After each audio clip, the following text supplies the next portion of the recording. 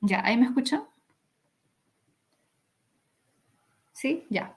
Les decía que hay una parte que es interesante del video porque lo entrevistan a este científico, Mario Urbina, y él cuenta que cuando él presenta o sea, esta intuición que él tenía de que eran fósiles a la comunidad internacional, o sea, él trató de convencer a científicos en el extranjero para que lo apoyen para hacer la excavación, ¿no? Por los temas de los recursos, el dinero, que acá no tenía apoyo, ¿no? Entonces, quiso convencer a colegas en el extranjero y les dijo, ¿no? Que él había encontrado eso y no le creyeron, no le creyeron. Es más, dijo, yo tuve que soportar las burlas de colegas, de científicos del extranjero, porque no creían que fuera posible que un animal de esas dimensiones pudiera existir en esa época. ¿Por qué? Porque no habían precedentes de animales tan grandes en esa época, en la época de la que pertenecía este animal. Entonces él dijo, yo no estuve unos meses tratando de convencer a los científicos para que me apoyaran, he estado 4 años. Hace ya 4 años que yo estaba seguro de que esos fósiles eran de un animal, pero nadie me creía, les parecía imposible. Y yo me he demorado por eso en hacer público, en hacer la excavación y todo y en lograr todo eso. Eso lo dice en ese video. Entonces tú dices, oye, pero no que, no que los científicos supuestamente son completamente objetivos y buscan, no, pero como les parecía absurdo, les parecía completamente extraño que hubiera un animal tan grande en esa época, no le creyeron y no le querían dar apoyo. Luego, él logra que un científico, no sé a qué exactamente se dedica, pero tiene, digamos, instrumentos que permiten analizar los fósiles, un señor de apellido Chacaltana, le confirmó que sí eran huesos porque parecían piedras. O sea, los huesos eran tan sólidos que parecían piedras. Y por eso mucha gente también no creía que fueran huesos. Entonces él logró con estos estudios de este señor determinar que sí eran huesos. Y con esa prueba, digamos, recién le hicieron caso en el extranjero. ¿Por qué te menciono esto? Porque el hecho de que la mayoría piense algo no significa que esa mayoría está en lo correcto, pues, y que tú estés en lo incorrecto porque eres el único que piensa así. ¿Te das cuenta? Incluso en el ámbito científico, ¿no? Incluso en el ámbito científico. Heidi dice, profesora, lo mismo pasó con una investigación de una universidad de la Sierra que trataban sobre seres gentiles. Sí, pues, o sea, ese es un tema bien interesante, como les decía, porque incluso en el ámbito de la ciencia se pueden dar ese tipo de errores, ¿no? El hecho de que la mayoría de científicos no esté de acuerdo con algo o no crea algo, no lo hace más correcto. A veces tenemos esa idea, ¿no? La mayoría de científicos dice tal cosa, ay, entonces eso es cierto, porque la mayoría de científicos piensa eso. Y no es así. ¿Te das cuenta? Sí. Bien. Entonces, claro, por eso dice que la ciencia es falible. Claro, o sea, no habían registros hasta ese momento de fósiles con ese tamaño. Ahora, el hecho de que no hubieran hasta ese momento fósiles con ese tamaño significa que no existían o que era imposible, no. Pero eso creían los científicos, ¿no? ¿Te das cuenta? Los científicos cayeron en dos errores, ¿no? El primer error, pensar que como no habían pruebas de un animal de ese tamaño, no podía haber un animal de ese tamaño. Cayeron en un ad ignorantia. Y a su vez cayeron en un ad populum, ¿no? Por pensar que lo que pensaba la mayoría era lo correcto, ¿no? ¿Te das cuenta? Por eso hay que tener cuidado con esas formas de razonamiento, ¿no? Ah, y el siguiente es el argumentum ad verecundiam. El hecho de que lo diga alguien con prestigio, o sea, el solo hecho de que alguien tenga prestigio hace que todo lo que diga esa persona sea correcto, verdadero. Ojo, no solamente una persona, puede ser una institución, ¿ya? El hecho de que alguien tenga fama, tenga prestigio, significa que no se equivoca o que no se puede equivocar y que todo lo que dice es verdad y es correcto. No, ¿cierto? No, pues. Igual, por ejemplo, Vargas Llosa es un gran intelectual, ¿no? es un gran intelectual, es un premio Nobel de literatura, pero ¿eso quiere decir que no se puede equivocar y que todas sus opiniones y todas sus sugerencias son correctas? No. La ONU, creemos mucho en las instituciones también, ¿no? La ONU le dio el permiso a Estados Unidos de atacar Irak, de invadir Irak, de hacerle la guerra a Irak, porque supuestamente habían encontrado armas químicas. Y mostraron en conferencia de prueba un frasquito donde supuestamente había evidencia de armas químicas. Y después de que Estados Unidos atacó Irak y destruyó Irak, la ONU, años después, dijo que estaba equivocada y que se dieron cuenta luego de que las pruebas que ellos tenían no eran ciertas, no eran correctas, cuando ya Estados Unidos había destruido Irak. Entonces, hasta una institución como la ONU se puede equivocar. Entonces, el hecho de que lo diga la ONU, el hecho de que lo diga la OMS, el hecho de que lo diga la directora, el hecho de que lo diga el presidente, el papa, significa que es verdad. No, ¿cierto? O que lo diga la Biblia, o que lo diga Aristóteles, como en la Edad Media, ¿no? En la Edad Media, ¿cuáles eran las dos autoridades que tú no podías contradecir? La Biblia y Aristóteles. Si lo había dicho Aristóteles, tenía que ser cierto. Si estaba escrito en la Biblia, tenía que ser cierto, porque era la palabra de Dios. No podías contradecirla, ¿no? ¿Cierto? Entonces, es eso, ¿no? ¿No? ¿Qué dice José Guarín? Prefirió eso que Castillo diciendo Fujimori.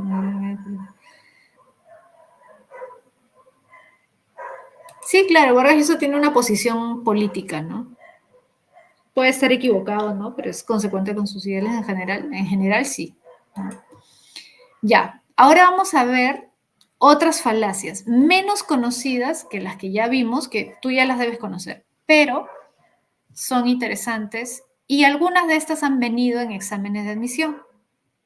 Algunas de estas han venido en exámenes de admisión. Mira, vamos a ver primero el ad antiquitatem y ad novitatem juntos, ¿ya? Porque uno es lo opuesto del otro, pero los dos son falacias. El ad antiquitatem apela a la antigüedad de algo para plantear que es correcto o bueno.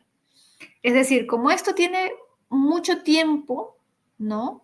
Es muy antiguo, es una costumbre muy antigua, es una tradición, se tiene que mantener. Está bien que sea así. Por ejemplo, las corridas de toros o las peleas de gallos. Es una tradición. ¿Cómo vamos a renunciar a una tradición de tanto tiempo? Hay que cuidar nuestras tradiciones, ¿no?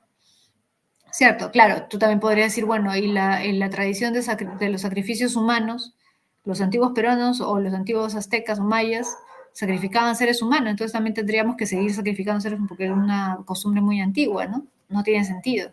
Hay muchas cosas que tienen mucho tiempo de duración, mucha antigüedad, mucha tradición, pero no necesariamente son buenas, ¿no? La cuestión sería ver, ¿es bueno realmente? ¿Qué tan bueno es para que se justifique que se siga haciendo, ¿no? ¿Sí? O, por ejemplo, antes también habían los matrimonios, bueno, hasta ahora hay en algunos lugares, ¿no? Los matrimonios por acuerdo, ¿no? Por beneficio, por conveniencia, ¿no? Entonces, como era una costumbre muy antigua, ¿debería seguir siendo así? No necesariamente, ¿no? Que algo sea antiguo, ¿no? ¿Sí? Lo hace correcto. El ad novitatem es lo opuesto, es decir, no se apela a la antigüedad, sino a la novedad. Como es nuevo, como es reciente, como es más moderno, está bien que se haga así. Es mejor porque es más moderno, porque es más nuevo, ¿no? Entonces, eso también es incorrecto, porque hay cosas nuevas, novedosas, que no necesariamente son mejores que las antiguas, o sí. Incluso en la tecnología, ¿no? Tú a veces ves que sacan un modelo nuevo de un auto, un modelo nuevo de un celular, y a veces los modelos nuevos, las versiones supuestamente mejores, mejoradas, nuevas, no son tan buenas como las antiguas, ¿no? ¿Cierto? Entonces también hay que tener cuidado con eso. No todo lo moderno y nuevo es mejor que lo antiguo, ¿no? Igual que no todo lo antiguo es mejor que lo nuevo. A ver, Nayeli dice, ahora vamos a ver la pregunta, ¿ya? Dice, fue en aquella noche de la reunión del Club de Ciencia Moral de Cambridge que Popper, con la espada desenvainada, comenzó su exposición negando que la función de la filosofía fuera resolver adivinanzas y empezó a enumerar una serie de asuntos que constituían típicos problemas filosóficos. Cuando Wittgenstein, irritado, lo interrumpió alzando mucho la voz, pero Popper a su vez lo interrumpió también tratando de continuar su exposición. En este momento Wittgenstein cogió el atizador de la chimenea y lo blandió en el aire para acentuar de manera más gráfica su airada refutación a las críticas de Popper. Bertrand Russell intervino con una frase perentoria: Wittgenstein, suelte usted inmediatamente ese atizador. Todavía con el atizador en la mano, Wittgenstein aulló en dirección a Popper: a ver, deme usted un ejemplo de regla moral. A lo que Popper respondió: no se debe amenazar con un atizador a los conferenciantes. Se escucharon algunas risas, pero Wittgenstein, verde de ira, arrojó el atizador contra las brasas de la chimenea y salió de la habitación dando un portazo. De acuerdo con el pasaje, el debate entre Popper y Wittgenstein provocó que este último, quien no aceptaba que hubiera problemas filosóficos legítimos, actuara por un razonamiento incorrecto conocido como, claro, este es un ad baculum. Claro, porque es digamos, una amenaza implícita, ¿no? Porque claro, si tú estás discutiendo con alguien y agarras un objeto contundente, ¿no? Y comienzas a moverlo mientras estás conversando con la otra persona, obviamente lo que está generando es miedo, ¿no? Lo que estás haciendo es una amenaza, ¿no? Tácita o implícita, ¿cierto? ¿Sí? Es un ad baculum, porque hay una amenaza detrás. Está bien la clave, escasa, ¿ya? Bien, entonces, mira, se entendió, ¿no? Ad antiquitatem, ad novitatem es fácil por las palabras también, ¿no? Por los términos. Ahora, ad crumenam. Ad crumenam es cuando se apela al dinero. Algo es cierto, debe ser respetado porque lo dice alguien con dinero, porque genera dinero. ¿Has visto? Elon Musk dice tal cosa, ¿no? Y supongamos que yo critico lo que dice Elon Musk y un seguidor de Elon Musk me dice: ¿y tú cuánto ganas al año? ¿No? O sea, si Elon Musk gana tanto dinero, debe ser por algo, ¿no? Debe tener algo de razón, ¿no? O debe tener más razón que tú, ¿no? O la gente que defiende a Acuña, ¿no? Porque dice que es exitoso y que tiene mucho dinero, ¿no? Y cuando alguien se burla de Acuña, dice: ¿y tú cuánto dinero tienes? Ah, pero al menos él tiene más que tú. Seguro tú no ganas ni la centésima parte de lo que gana Acuña, pero lo criticas, ¿no? Claro, pues ese es un ad crumenam. O sea, como si el dinero fuera el factor fundamental para tener la razón.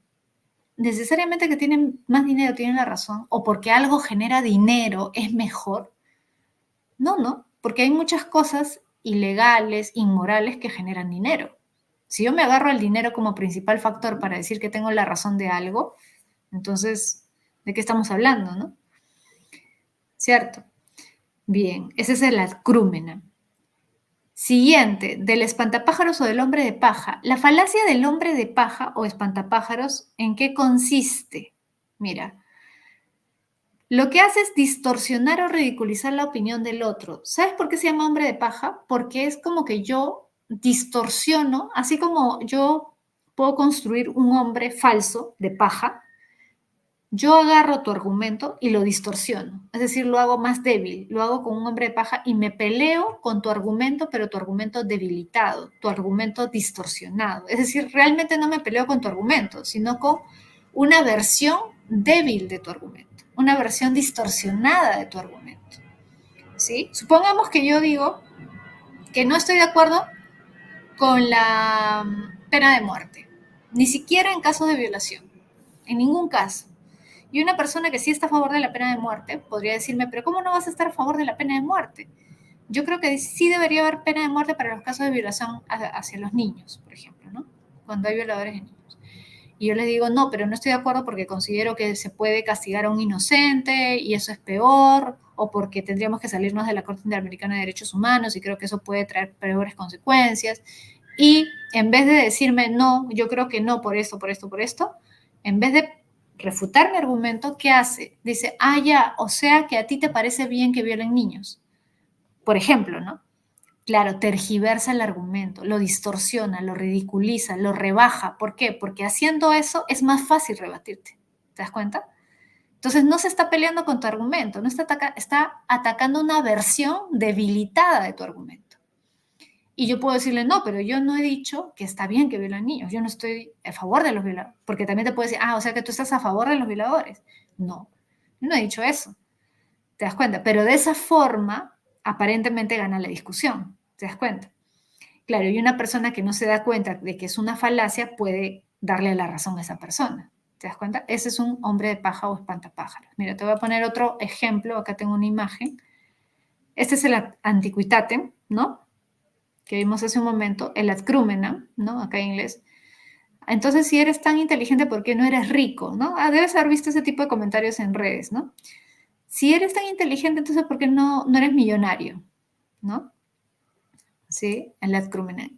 Este es el hombre de paja, por ejemplo, ¿no? Supongamos que tú no quieres firmar o no quieres aceptar, ¿no? Hacer una actividad o algo a favor de tal cosa. Ah, ya, entonces si no lo haces, ¿qué significa? Que no, que estás en contra de nosotros o te gusta la guerra. No, no he dicho eso. Simplemente no puedo, no quiero en este momento o no estoy de acuerdo con todo lo que ustedes dicen. Eso no me pone tampoco en la posición contraria, ¿no? Sí, ya. Bien, ahora, ¿qué otro tenemos? De petición de principio. Ah, la falacia de petición de principio, ¿ya? O petitio principi, ¿ya? Esta ha venido también en examen de admisión, ¿ya? Asume la verdad de lo que aún no se ha demostrado, se pone la conclusión como premisa. Es decir, mira, en un argumento todo argumento tiene que tener premisas y conclusión, o al menos una premisa también puede tener, una premisa y una conclusión. Por ejemplo, yo puedo decir, yo creo que Mario debe ganar más dinero. Esa es mi conclusión. ¿Ya? ¿Por qué? Ah, porque Mario se esfuerza mucho en su trabajo y es una persona muy competente. Ya, entonces, como Mario es una persona que se esfuerza y es competente, entonces debe ganar más. ¿Te das cuenta? Premisa, conclusión. Ya, pero en el caso de la petición de principio, no se da esa estructura, sino que la premisa es al mismo tiempo la conclusión, solamente que dicha de otra forma. Mira, o sea, no me está explicando, no me está dando una razón verdadera la premisa, sino que lo que dice la premisa es lo mismo que dice la conclusión. Acá, mira, mi libro dice la verdad. Supongamos, ¿no? Que alguien dice, mi libro dice la verdad. ¿Y por qué dice la verdad? Porque acá dice que dice la verdad. ¿Se entiende? ¿Sí? Mi libro dice la verdad. ¿Y por qué dice la verdad? Ah, porque acá dice que dice la verdad. ¿Cómo se escribe en latín? ¿Qué? Petición de principio. Ahí, acá lo voy a poner ya. Así. Petitio principio. Petitio principio. ¿Ya? Petición de principio. Uh-huh. ¿Te das cuenta? ¿Sí? O, por ejemplo, ¿y por qué crees que la Biblia es la palabra de Dios? Porque acá dice, acá en el Génesis dice que esta es la palabra de Dios. Supongamos, ¿no? ¿Sí? Entonces, es un razonamiento, si te das cuenta, circular, porque no estoy dando una razón, estoy apelando a la misma conclusión, a la misma fuente para decir que es la verdad. No tiene sentido, pues, ¿no? ¿Te das cuenta? No tiene sentido. ¿Ya? Es un razonamiento circular. Se crea un círculo vicioso. Se crea un círculo vicioso. ¿Sí? Bien. Ahora, tenemos también el falso dilema. ¿Cuál es el falso dilema? Pone dos opciones como las únicas posibles. Es decir, ¿es esto o es esto? No tienes más opción. Cuando en realidad, en la vida real, generalmente tenemos más de dos opciones. Entonces, el falso dilema te plantea una situación en la que tienes que optar por una o por otra alternativa, como si solamente fueran posibles dos alternativas. Por ejemplo, ¿no? Este sería un falso dilema. Entonces, ¿qué dices? ¿Qué eliges? ¿Cenas conmigo o vamos a mi casa? ¿Acaso solamente hay dos opciones? No, no, hay otra opción. No quiero nada, ¿no? Simplemente no haces caso y punto, ¿no? Pero se plantea como si fueran dos nada más, ¿no? Lo cual es mentira. Por eso es una falacia. ¿Te das cuenta? Es una falacia. Luego, tenemos esta que también es interesante, generalización. ¿Me escucha? Heidi dice, ¿se escucha? Sí, sí se escucha, ¿no? Quizás es tu audio o algo has apretado. Ya. Sí, quizás tienes que actualizar, ¿no? Quizás tiene que actualizar. Ya. Generalización apresurada, ¿ya? Mira, esta es bien común también, es súper común y esta también ha venido en examen de admisión. Cuando dices, ah, mira, como este caso es así, todos los casos son así, ¿no? Mira, hay una plaga de ovejas negras y te enfocas en una oveja, ¿no? Como prueba de que es la mayoría o que son todos así. Por ejemplo, esto pasa mucho en los medios de comunicación también. Yo recuerdo, mira, yo no estoy a favor completamente. Creo que tienen algo de razón con este grupo de con mis hijos no te metas, ¿no? Me parece que hay gente ya muy conservadora, muy radical. Pero sí me pareció incorrecto lo que hicieron hace varios años. Hubo una marcha de con mis hijos no te metas, así ya bastantes años. Y los medios de comunicación enfocaban y entrevistaban a las personas que se notaba que eran más radicales, ¿ya? Más radicales, a ellos. Y eso lo ponían como ejemplos de las personas que iban a la marcha.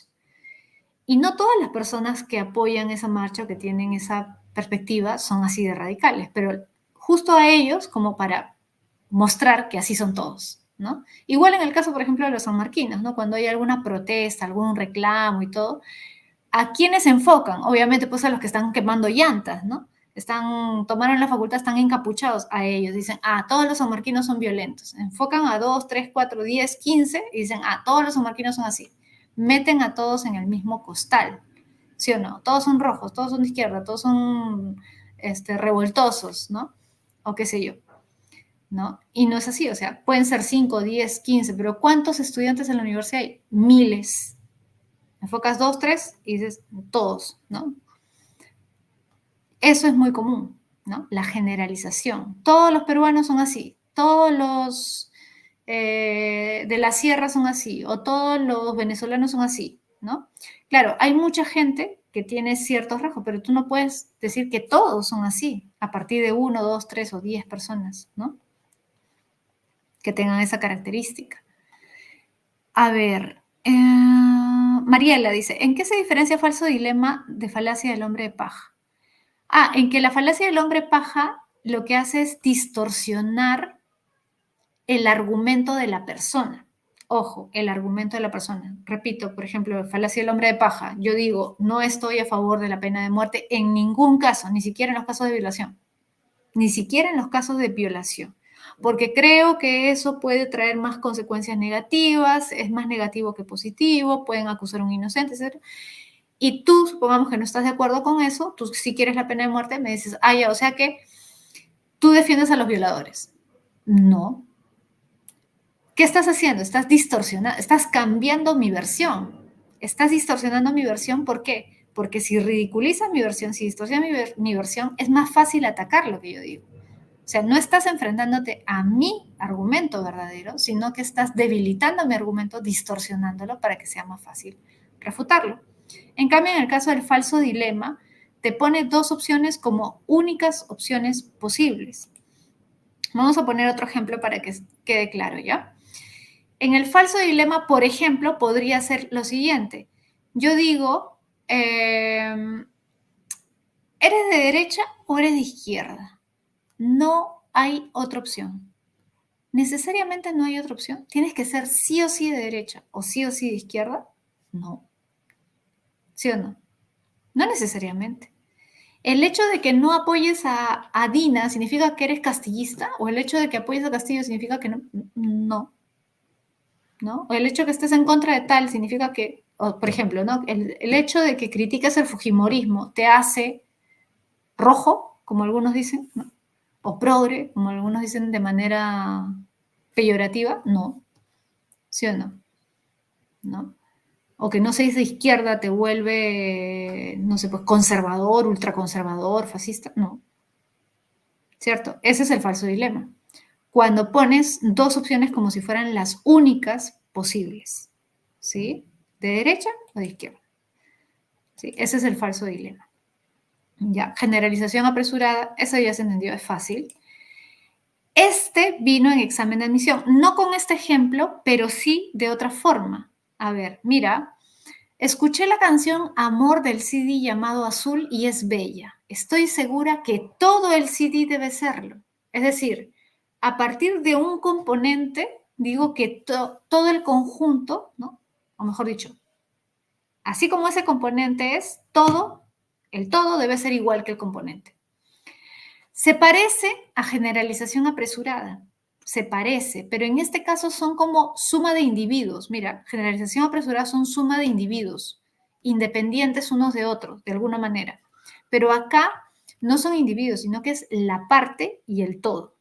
Esto vino, si te acuerdas, de esta forma en examen de admisión. Decía, mira, decía, como la Tierra es esférica, la Luna es esférica, el planeta Marte es esférico, entonces eso significa que todo el universo debe ser esférico. ¿Sí? Como la parte o las partes tienen esta característica, entonces significa que el todo, ¿no? Que abarca esas partes también debe tener esa característica. Como esta canción es bella, entonces todo el disco es bello. ¿Sí? Este es ejemplo esta no es generalización apresurada. ¿Esto cómo se le llama? Falacia de composición. Composición. Espérate. Acá. ¿Ves acá abajo? Falacia de composición. Es otra, es diferente. Justo en el examen venía entre las claves falacia de generalización y falacia de composición. La clave es composición. ¿Por qué?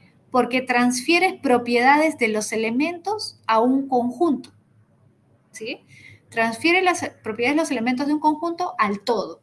Repito, la pregunta que vino, como la Tierra es esférica, la Luna es esférica, Marte es esférico, entonces el universo debe ser esférico. ¿Te das cuenta?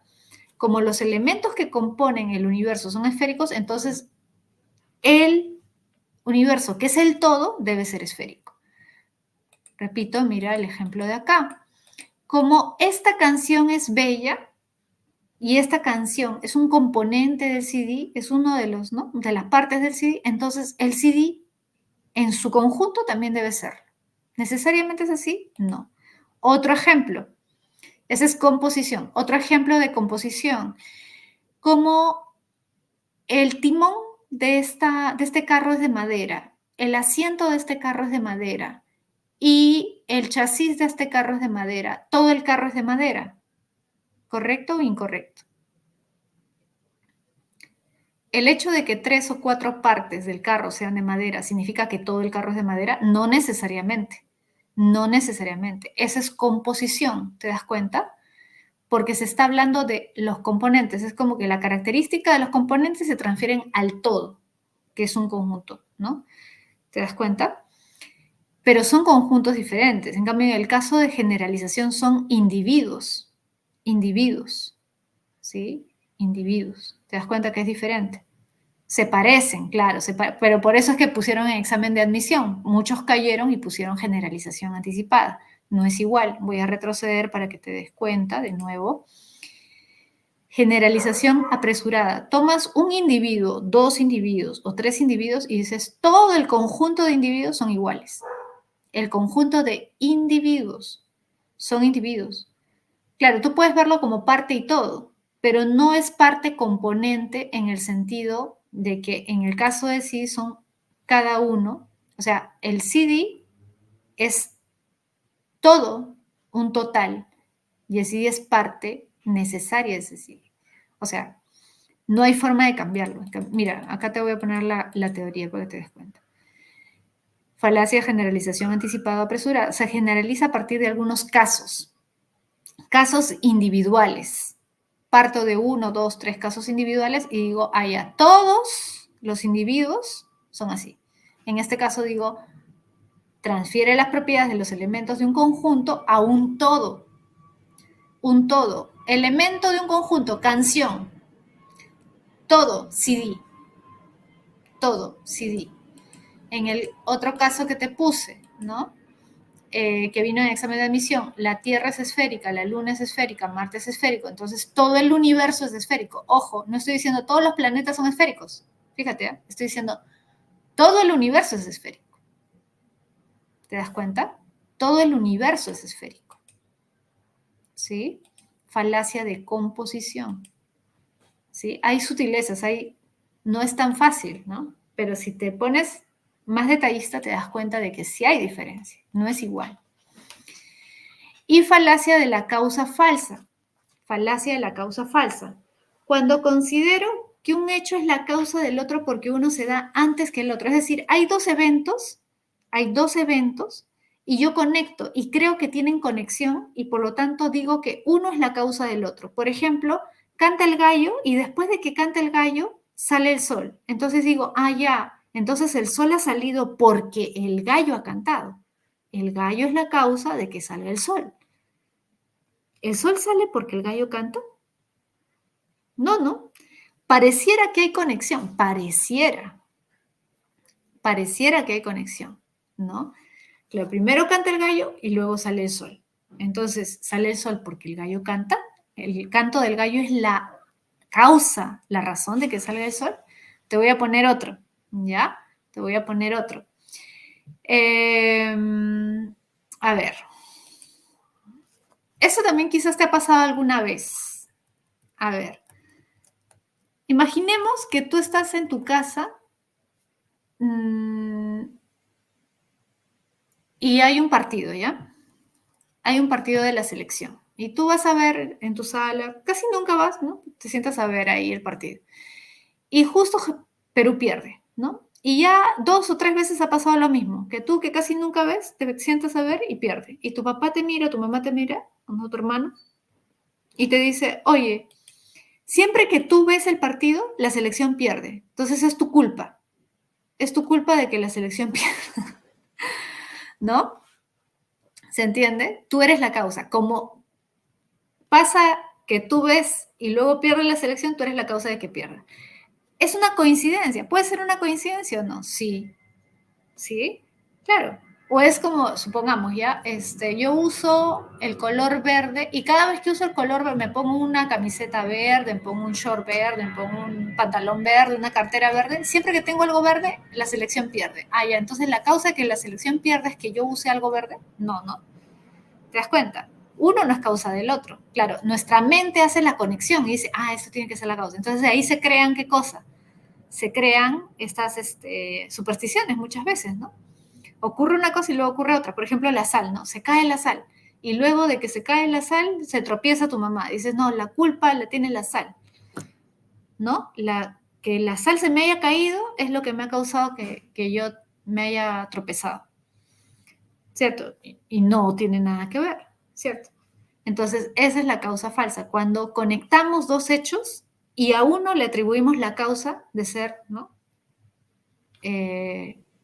De la otra, ¿no? O sea, un hecho lo consideramos causa del otro, como si hubiera una conexión cuando puede ser una mera coincidencia. Generalmente es una mera coincidencia, ¿cierto? ¿Ya? Entonces, claro, o yo me ponte un sombrero, nunca me pongo un sombrero, y justo el día que me pongo un sombrero llueve, y yo digo, mira, primera vez que me pongo, qué coincidencia, debe ser, quizás hay una conexión ahí, ¿no? La causa que haya llovido es que yo me puse sombrero, ¿no? Ya. ¿Qué están compartiendo ustedes ahí? Ya, chicos. Entonces, esa es la última. Ojo que la causa falsa ha venido en examen de admisión. Ya, la falacia de causa falsa ha venido en examen de admisión. Voy a compartir ahora la práctica. Ya, la parte práctica. A ver. Ya. Ay, perdón. Estoy volviendo a ponerla. Acá está. A ver. Ya.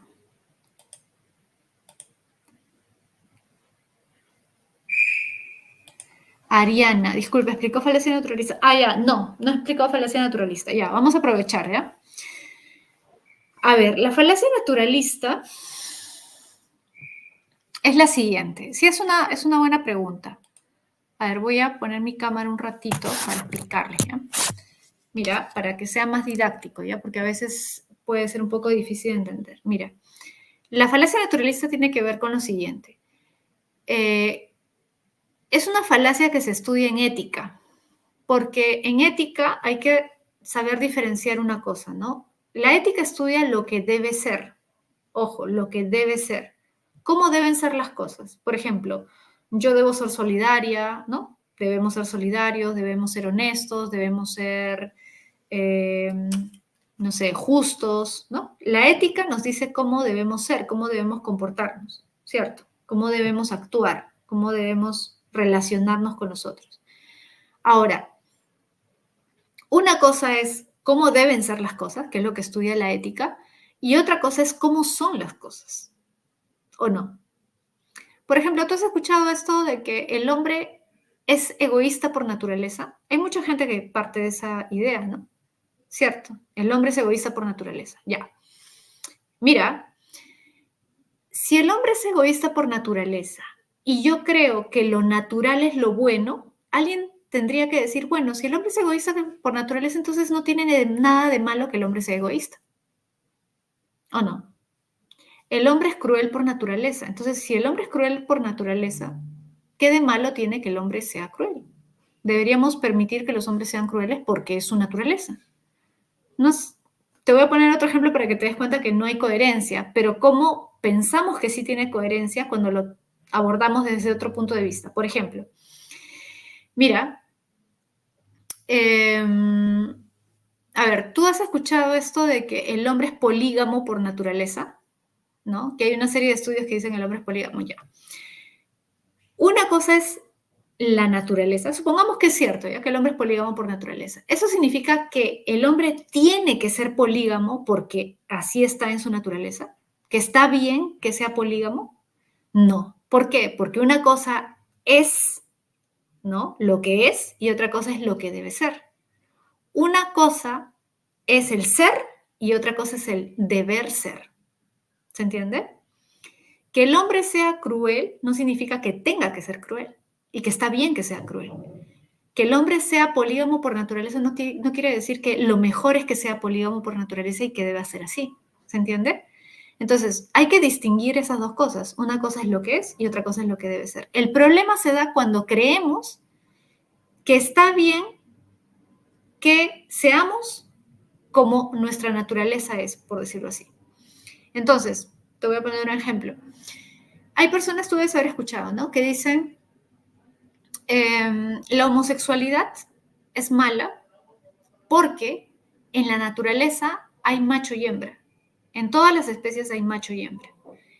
Y la homosexualidad es antinatural, es decir, va en contra de la naturaleza, de lo que es. Entonces, como va en contra, está mal, porque se tiene que hacer las cosas conforme a la naturaleza. Es incorrecto, porque, repito, una cosa es lo que es y otra cosa es lo que debe ser. Ahora, ojo, lo contrario también es incorrecto. Decir, la homosexualidad es natural, porque en el mundo natural, en el mundo animal, encontramos varios casos de homosexualidad. No sé si has visto, ¿no? Y te dicen, no han visto ustedes, y pasan videos, ¿no? De perritos que están ahí montándose, machitos, ¿no? Y dices, pero hay muchos casos de homosexualidad en la naturaleza. La homosexualidad es natural. Y si es natural, no tiene nada de malo. Si es natural, no tiene nada de malo. No, porque una cosa es lo que es y otra cosa es lo que debe ser. El hecho de que sea así no quiere decir que tenga que ser así. ¿Se entiende? Entonces, repito, la falacia naturalista la cometen aquellos que dicen que la homosexualidad está mal porque es antinatural y aquellos que dicen que la homosexualidad está bien porque encontramos casos de homosexualidad en la naturaleza. Los dos cometen la falacia naturalista porque están confundiendo lo que es con lo que debe ser. No sé si se entendió. Se entendió, creo, ¿no? Los dos, por distintas razones, cometen la falacia naturalista. ¿Ya, chicos? ¿Sí? Los que defienden y los que atacan la homosexualidad con la premisa de que hay que hacerle caso a la naturaleza están equivocados. Los dos. ¿Ya? Entonces, a ver, ¿cuál sería un buen argumento? Es que precisamente la cuestión es que no deberíamos mezclar las dos cosas, ¿no? Yo creo que ya el tema o el argumento debería ir más por el lado político, ¿no? ¿Qué es lo más conveniente? ¿Qué es lo más adecuado? Que es un tema ético también, ¿no? ¿Qué es lo que más conviene a la sociedad? ¿Qué es lo que más conviene a un país? ¿Qué es lo que más conviene a la humanidad? ¿no? Algunos dicen conviene más la homosexualidad porque nos estamos sobrepoblando, algunos creen eso. Yo no creo que nos estemos sobrepoblando y no creo que sea un buen argumento, ¿no? Pero hay algunos que opinan así. Ahora habría que ver si es mejor no seguir creciendo poblacionalmente, ¿no? Limitarnos en nuestro crecimiento poblacional o lo contrario, ¿no? Porque muchos asumen que la Tierra está sobrepoblada, pero eso es mentira. No hay sobrepoblación. Hay muchas partes del planeta que no están pobladas, muchísimas. Y no solamente partes que no, donde no se puede poblar, sino partes que bien podrían ser pobladas por el ser humano, ¿no? Pero bueno, ya esa es otra discusión. A ver, ese Firulais está confundido, dice José Joaquín. A ver. No, claro, Ashley dice, o sea que porque la Tierra está sobrepoblada tengo que ser lesbiana. No, lo digo porque hay gente que dice que está bien la homosexualidad porque hace que haya menos población y eso es bueno para la ecología porque tenemos un planeta sobrepoblado, ¿no? Hay gente que argumenta de esa forma, ¿no? Y bueno, yo no estoy de acuerdo particularmente, pero bueno. En fin, ya, vamos a, ahora sí a resolver las preguntas, ¿ya? Vamos a resolver las preguntas. Luego crean ahí su chat de WhatsApp y se ponen a discutir, a debatir entre ustedes, ¿ya? Iba a decir a pelear, pero no. Ya, chicos, a resolver las preguntas. A ver, uno dice, Andy le dice a su amigo Nelo, al fondo hay sitio es el mejor programa de la televisión peruana. Si no fuera así, ¿por qué ocupa el primer lugar en el rating nacional? Nelo absorto le responde. A ver, al fondo hay sitio es el mejor programa de la televisión peruana. ¿Porque ocupa el primer lugar en el rating nacional? Claro, ¿por qué ocupa el primer lugar en el rating nacional? Porque todo el mundo lo ve. Ya, pero el hecho de que todo el mundo lo vea significa que es el mejor programa de televisión. Claro, es un ad populum. Muy bien, ad populum, dado. Ad populum. Muy bien. Dos, Frege tenía el objetivo de alcanzar un lenguaje formal para el pensamiento puro y no podía lograr aquello desde una perspectiva psicologista, puesto que, según esta postura, a ver, recuerda lo siguiente. En lógica, cuando se habla de lógica, se considera que la lógica es un instrumento que nos permite representar el pensamiento.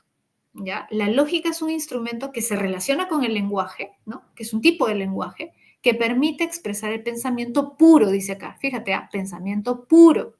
Ahora, si es puro, no puede ser subjetivo, ¿sí o no? Tiene que ser objetivo. ¿Ya? Ahora, dice, y no podía lograr aquello desde una perspectiva psicologista. Claro, porque una perspectiva psicologista es subjetivista. Psicologista significa que tú crees que tus conceptos provienen de tus estados mentales. Ojo, ¿ya? Ya. Entonces, la psicología considera que el concepto, las ideas, los conocimientos provienen de estados mentales, pero el estado mental es algo individual, particular, personal, subjetivo.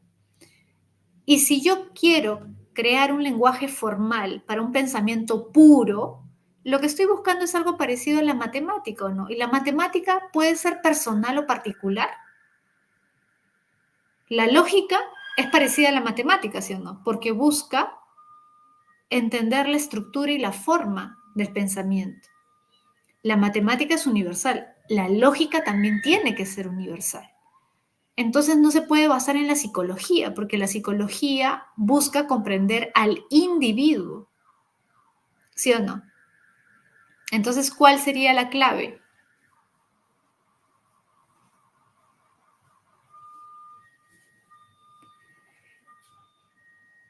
A ver, según esta postura, a ver, no podía lograr aquello desde una perspectiva psicologista, puesto que según esta postura, las emociones transgreden la concepción formalista.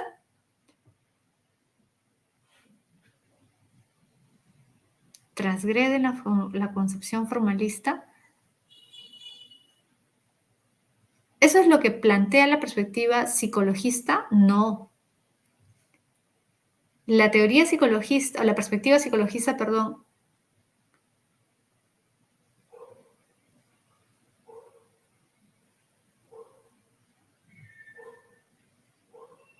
según la perspectiva psicologista, las emociones transgreden la concepción formalista. Claro, es al revés, porque no es la perspectiva psicologista la que plantea algo, sino es, ¿qué es lo que plantea la perspectiva psicologista? Que no calza con el lenguaje formal de la lógica, que busca un pensamiento puro, es decir, universal, igual que la matemática. Para la perspectiva psicologista, los significados y los conceptos son entidades mentales privadas, privadas. Para la perspectiva psicologista, recuerda, para la psicología, los conceptos provienen del sujeto. El sujeto es el individuo, pero ¿cómo universalizas el individuo? ¿Qué estudia la psicología? ¿El individuo o no? ¿Qué estudia la psicología? Los procesos mentales del individuo, que son privados. ¿Y cómo lo que es privado y subjetivo lo vuelvo universal y objetivo? No hay forma. Por eso la base no puede ser la psicología. Es imposible, es casa, pues. Ajá, es casa. Dos es casa, ¿sí? Recuerda que la lógica es vista como la matemática y la lógica no puede partir de una fuente subjetiva, particular como el individuo. Es formal como la matemática. Tres, Andrea en una clase de historia de la música señala lo siguiente: nada de las canciones y sus letras de Violeta Parra son realmente buenas, porque aunque no quiso hacerse responsables de sus hijos, los traía al mundo para abandonarlos a su suerte. Por su parte, Rodrigo le responde que si es así, entonces tampoco la poesía de Neruda vale la pena, porque fue un mujeriego. La falacia en la que incurren tanto Andrea como Rodrigo es conocida como argumentum ad. Claro, obviamente es un ad hominem, ¿no? Porque ataca o critica el defecto, ¿no?, de la persona, pero no ataca su argumento o no valora su producción, ¿no? ¿Sí? No critica su obra, sino que critica a la persona. Ajá.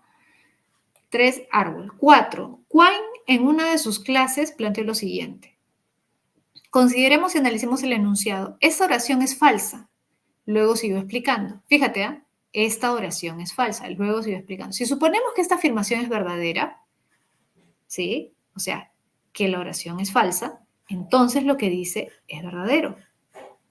Claro. Ya que la oración afirma que es falsa, entonces debe ser falsa. Por tanto, si suponemos que es verdadera, alcanzamos una contradicción.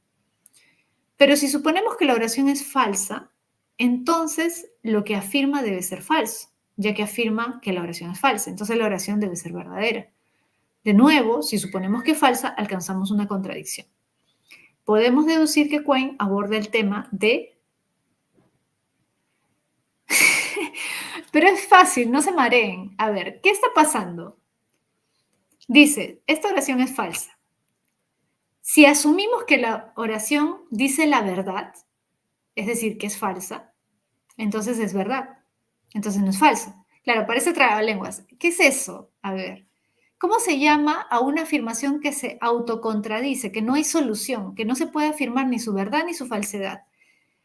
Claro, es una paradoja, pues. Es una paradoja. ¿Por qué se marean? Se ponen a llorar. Sí, pues así es la filosofía, te hace llorar. Es bonita, pero te hace llorar, ¿no? Como la tóxica, como la tóxica. Ya. Cuatro casas. Cuatro, cuatro casas. Ya. O como el tóxico también, ¿no? Vamos a las 5. Así me gusta, dice Rubí. Ya, cuatro casas. Vamos a las 5. A ver. Se encuentra Suyen con su amiga Mercy y le cuenta lo siguiente: el burro de mi hermano no quiere comer por más que le hemos dado lo mejor. El burro de mi hermano no quiere comer por más que le hemos dado lo mejor. A ver, acá, ya, este tipo de frase no lo hemos revisado, pero, acá tienes que tener en cuenta lo siguiente. No puede ser ad baculum, obviamente, no puede ser ad hominem, no puede ser ad misericordia, ¿o sí? Ninguna de las tres. Entonces, ¿Por qué esto es una falacia, de alguna forma? Porque hay una ambigüedad del lenguaje. Si te das cuenta, lo que dices, el burro de mi hermano. Cuando yo digo el burro de mi hermano, se puede interpretar de dos maneras, ¿no? Es ambiguo. O estoy diciendo que mi hermano es un burro, o estoy hablando de una mascota que tiene mi hermano que es un burro, ¿no? O un animalito que tiene mi hermano que es un burro. Entonces, eso es una falacia por ambigüedad. Se da un error por la ambigüedad del lenguaje. Ahora, ahí el tema es, ¿qué es? ¿Anfibología o equívoco? Vamos a repasar eso. ¿Anfibología o equívoco? Claro, si tu hermano es un burro o si tiene un burro. Ajá. Claro, es ambiguo. Puedo interpretarlo de las dos formas, pero ¿cuál de las dos es? Es anfibología. Muy bien, anfibología. Profesora, ¿cuál es la diferencia con equívoco? No me acuerdo. ¿Qué es el equívoco? El equívoco, ¿sabes cuál es? Nunca te olvides cuando tienes dos opciones, o mejor dicho, cuando en el razonamiento aparece dos palabras, o mejor dicho, la misma palabra dos veces. La misma palabra dos veces. El ejemplo que siempre pone la PRE es el siguiente. Juan es heroína. La heroína es dañina, por lo tanto, Juan es dañina. Mira, en ese razonamiento aparece la palabra heroína dos veces, pero con dos significados diferentes. Repito, premisa 1, Juan es heroína. Premisa 2, la heroína es dañina. Conclusión, Juan es dañina. Es diferente este caso. ¿Por qué? Porque en el equívoco siempre aparece la misma palabra dos veces, pero en cada caso con significado diferente. Diferente. Y eso hace que yo saque una conclusión equivocada. Saco una conclusión equivocada. En este caso, la palabra que me genera duda, lo que me hace dudar, ¿a qué se refiere? Es la palabra burro, porque no sé si se está refiriendo al animal o si me estoy refiriendo a mi hermano, que es un burro, ¿no? Que es tonto, o sea, el otro significado. Pero acá la palabra burro, que es la que me genera duda, aparece una sola vez. ¿Y qué es lo que me hace no estar seguro de a qué se refiere? ¿Qué es lo que me genera duda? La estructura de la oración, es decir, la estructura gramatical. ¿Se entiende? La estructura gramatical. Te pongo otro ejemplo de anfibología, ¿ya? No sé si has visto, esto pasa mucho en los anuncios. ¿Has visto que ponen a veces, yo he visto a veces, ¿no? Que dicen, se vende cuna para niño de madera. Se vende cuna para niño de madera. ¿A qué se están refiriendo? Que se vende, que la cuna es de madera, se supone, ¿no? Porque no va a ser para un niño de madera, claro, pero se puede prestar error, claro, a una, ¿no? A una ambigüedad, a Pinocho, claro, para Pinocho. ¿Te das cuenta?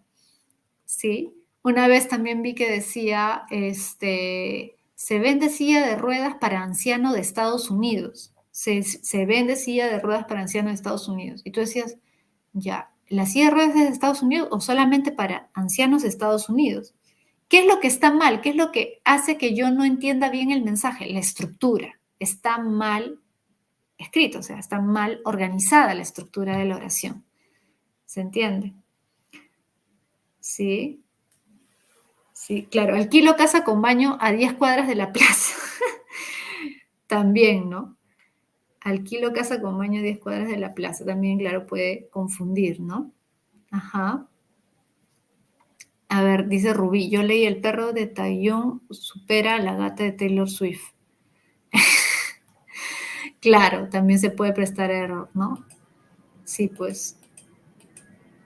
Sí, pues.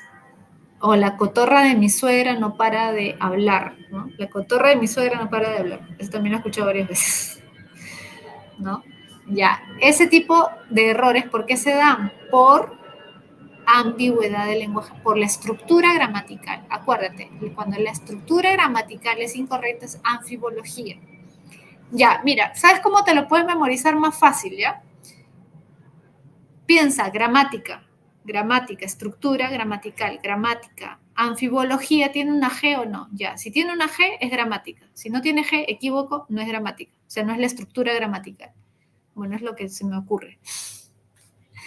Ya, para que sea más fácil. La G de anfibología es gramática. La estructura gramatical, el orden de la, ¿no? de la oración está mal y por eso confunde, ¿ya? En el equívoco aparece 2 veces la misma palabra, ¿ya? 2 veces la misma palabra, recuerda, ¿ya? No te vayas a olvidar. A ver, eh, a ver, vamos a las 6. Dice, pensar es un complejo proceso que se inicia con la creación de imágenes mentales en nuestro cerebro. Estas imágenes las integramos, emparejamos, proyectamos o asociamos con nuestros conceptos o esquemas que tenemos memorizados, representándonos las situaciones del mundo y de nosotros mismos en un proceso simbólico que necesitamos estructurar en secuencias. Necesitamos naturalmente no solo de una memoria en funcionamiento, sino también una conciencia de lo que estamos pensando. Ojo, mira, a partir de acá viene lo importante. Necesitamos naturalmente no solo una memoria en funcionamiento, sino también una conciencia de lo que estamos pensando. Eso es lo que podemos denominar razonamiento. Eso es lo que estudia la lógica, el razonamiento. De esta manera, razonar consiste en producir juicios mediante estructuras, pero al propio tiempo nos servimos de elementos de enlace, como el verbo ser, o de conjunciones o cuantificadores que nos indican el dominio del que hablamos. Una vez creado un juicio, podemos conectarlo con otro y producir una secuencia causal o deductiva entre ellos. Es decir, encadenando juicios conocidos, podemos llegar a obtener nuevos conocimientos, prever situaciones y tomar decisiones acertadas. Del texto anterior, de acuerdo con el significado de la lógica, se desprende que el pensamiento consiste en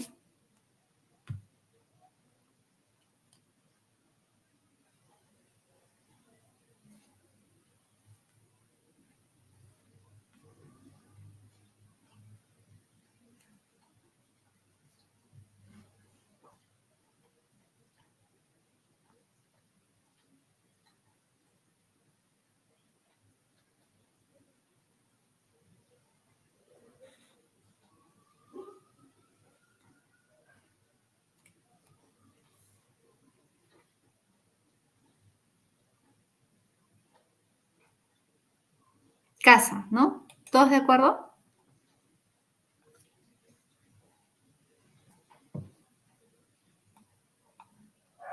¿Sí?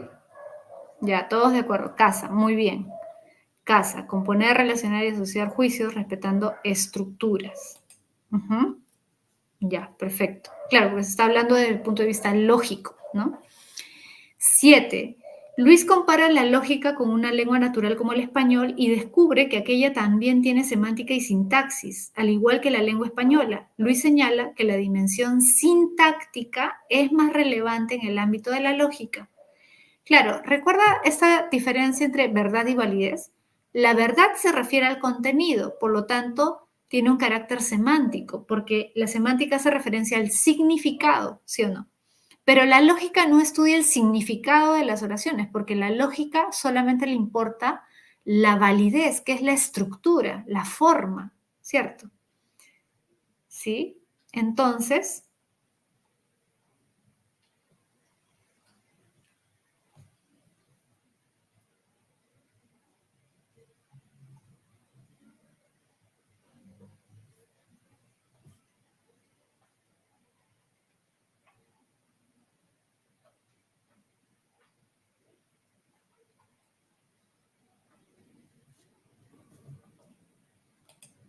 elefante, ¿no? Claro, elefante, muy bien. 7, elefante. 8. Gilson señala, Gilson es un intérprete, es un especialista en filosofía, ¿ya? Dice, señala que Boecio fue quien transmitió gran parte de la lógica antigua en sus obras y tratados sobre el silogismo y las proposiciones categóricas, pero también Tomás de Aquino desarrolló la lógica aristotélica. Asimismo, Occam, que trabajó la lógica proposicional y conoció sus principales reglas de inferencia. En base a los personajes y temas referidos, podemos afirmar que Gilson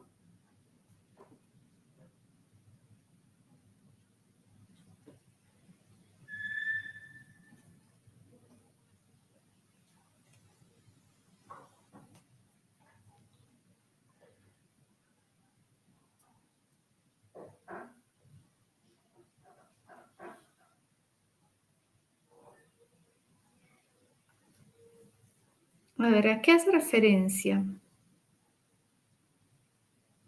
Habla de Boecio, habla de Tomás de Aquino, ¿no? Ockham.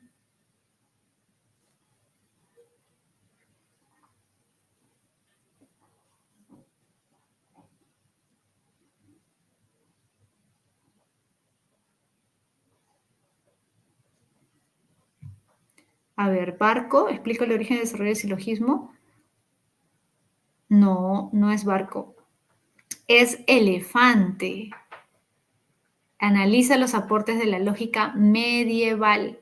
Claro, porque está hablando de Boecio, Tomás de Aquino, Ockham, todos ellos son medievales, son pensadores medievales. Desarrolla la lógica aristotélica Tomás de Aquino, claro, en la época medieval básicamente lo que se trabaja es lógica aristotélica, nada más, ¿sí? Recuerda eso, no hay mayores avances, no hay mayores aportes, ¿ya? 8 elefantes. Siguiente. Dice, las falacias son errores en los que todos podemos incurrir en el curso de nuestros razonamientos, así como en las carreteras se ponen señales de advertencia para que el viajero evite los diferentes riesgos que se le pueden presentar. Los nombres y las descripciones de las falacias se pueden entender como otras tantas señales de advertencias colocadas en nuestro camino hacia la elaboración de razonamientos correctos. La comprensión de estos errores en los que podemos caer y el desarrollo de la habilidad para analizarlos y nombrarlos pueden sernos muy útiles para evitar caer en ellos. Pero no hay una forma mecánica para detectar falacias, ni forma segura de evitar esos riesgos. Evitar las falacias requiere de una constante vigilancia intelectual.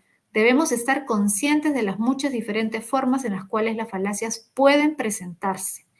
Tener conciencia de la flexibilidad del lenguaje y de la multiplicidad de sus usos nos ayudará a alejarnos de los usos expresivos del lenguaje cuando no son pertinentes. Conscientes de la multiplicidad de funciones del lenguaje, estaremos menos propensos a aceptar una exhortación emocional como si fuera un argumento válido para apoyar la verdad de una conclusión determinada o a tratar de atacar al adversario como si con eso presentásemos un argumento contra sus puntos de vista.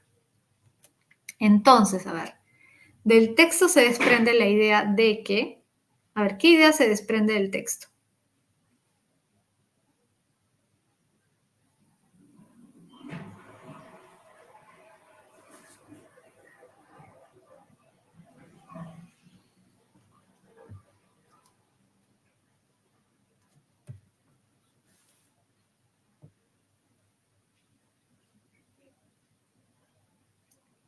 Claro, dado, muy bien. 9 dado. Y 10 identifica la idea que no sea coherente con el texto leído, o sea, la clave incorrecta. ¿Cuál es la clave incorrecta de la 10?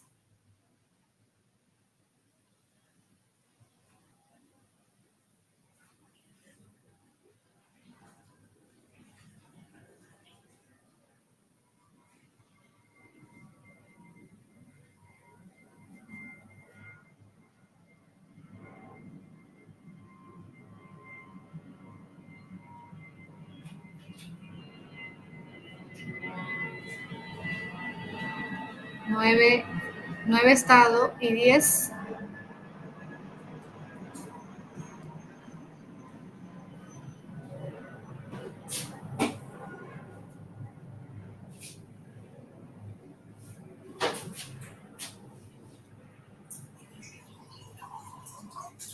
Claro, casa. ¿Cuál es incorrecta? ¿Cuál es incoherente con el texto? Casa. ¿Las expresiones pasionales pueden ser argumentos válidos en un debate? No, no. No se puede apelar a la emoción, a la pasión como argumentos dentro de un debate. Muy bien. 10, casa. Ya, chicos. A ver, por ahí creo que me habían puesto otro ejemplo de equívoco, ¿no? Sí, otro ejemplo de equívoco, creo que por ahí había visto. Ya, vamos a poner un ejemplo más, ¿ya? A ver. Todos los burros tienen orejas largas. ¿Ya? Todos los burros tienen orejas largas. Jorge es un burro, por lo tanto, Jorge tiene orejas largas. Jorge es un burro, por lo tanto, tiene orejas largas. No, equivocado, mal. ¿Por qué? Porque estoy usando la palabra burro en dos acepciones diferentes, ¿no? Burro el animal y burro en el sentido de una persona tonta, ¿no? ¿Te das cuenta? Ese es equívoco. Muy bien, ese es equívoco, ¿ya? Bien. 11 entonces, ya. A ver, les doy las claves, chicos, ¿ya? 11 es metalingüístico, casa. ¿Por qué es casa? Te voy a explicar, tú lo vas a leer luego, pero te voy a explicar a qué se refiere. ¿Qué significa metalingüístico? Se refiere a cuando un lenguaje es usado para analizar otro lenguaje. En este texto, Luis Piscoya, que es un profesor muy conocido de lógica de San Marcos, de filosofía, él dice, la lógica formal es un lenguaje que ha sido creado para analizar otros lenguajes. Por ejemplo, la lógica sirve para analizar la lógica analizar la matemática, y eso es lo que conocemos como lógica matemática. También hay un tipo de lógica que se usa para el análisis no de la matemática, sino del lenguaje natural, ¿no? Por ejemplo, lo que ustedes estudian en lógica proposicional, en aritmética creo que ven, ¿no? Ya, ese tipo de lógica sirve para estudiar el lenguaje natural y hay una lógica matemática que es más compleja que estudia, ¿no? O que permite analizar, mejor dicho, las teorías matemáticas, ¿ya? Entonces, ¿qué es la lógica? Es un lenguaje creado para analizar otro lenguaje. En otras palabras, tiene un nivel metalingüístico. Voy a poner acá mi cámara un ratito para explicarte, así rapidito, ¿ya? ¿Qué significa eso? Este es el lenguaje, ¿ya? Que puede ser el lenguaje natural o puede ser la matemática, que es un lenguaje, ¿ya? ¿Y qué es la lógica? La lógica es un lenguaje que está por encima, por decirlo así. ¿Por qué? Porque es un lenguaje creado para estudiar este lenguaje matemático o natural. A eso se llama metalenguaje. A la lógica se le llama metalenguaje porque es un lenguaje que va más allá del lenguaje natural o del lenguaje matemático. ¿Ya? Entonces ten presente eso.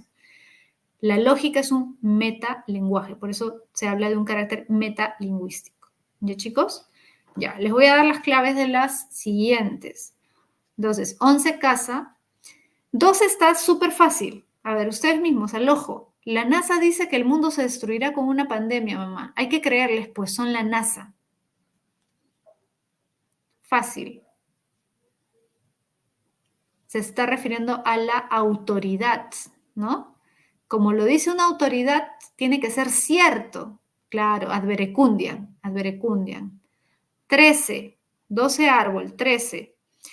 Dice, el presidente seguirá teniendo confianza en el procurador general, lo mismo que yo y ustedes también deben tenerla porque trabajamos para el presidente y porque así han de ser las cosas. Y si cualquier persona tiene un punto de vista diferente o una ambición o motivación distintas, puede decírmelo, pues tendremos que discutir seriamente su posición. Esa es una especie de, o sea, está dando a entender que podría haber una represalia, podría haber una consecuencia negativa, ¿no? Entonces, ¿eso qué es? Ad baculum, ad baculum. Hay una amenaza implícita, dado. 13, dado. 14. A ver, dice, por si acaso aquí hay libertad, fíjate al final. Nadie está obligado a apoyar a su patrón, aunque del mismo modo el patrón no está obligado a continuar requiriendo sus servicios laborales en caso decidiesen no darle su apoyo. ¿Ya eso qué es? Se está diciendo que si no apoyan al patrón, entonces el patrón tampoco los va a apoyar. Ad baculum, muy bien. 14, ad baculum, árbol. Y 15, dice, todo parece indicar que el filósofo alemán Martin Heidegger era uno de los más importantes pensadores del siglo XX. Tuvo tempranamente vinculaciones con el nazismo. Esto fue motivo para que muchos de sus detractores rechazaran de plano su obra Ser y Tiempo, obra que, por cierto, no muestra ningún ápice de nazismo, pues él se dedicó en ella a reflexionar sobre el ser, es decir, hizo ontología. Claro, se va a entender que rechazaron su obra por su vinculación con el régimen nazi. Claro, es un ad hominem. Ajá, dado, dado, ¿no? Sí, chicos, dado. Dejé de compartir. Sí, ¿no? Creo que dejé de compartir. Me había dado cuenta. Ya. Ya, ya chicos. Entonces ya nos estamos viendo la próxima semana, ¿ya? Nos estamos viendo la próxima semana. Igual revisen su material, revisen sus materiales antiguos, pasados, sus preguntas. Si tienen dudas, la próxima semana continuamos, ¿ya? Creo que nos toca ver axiología la próxima semana, ¿ya? Un abrazo, cuídense mucho. Chao, chao.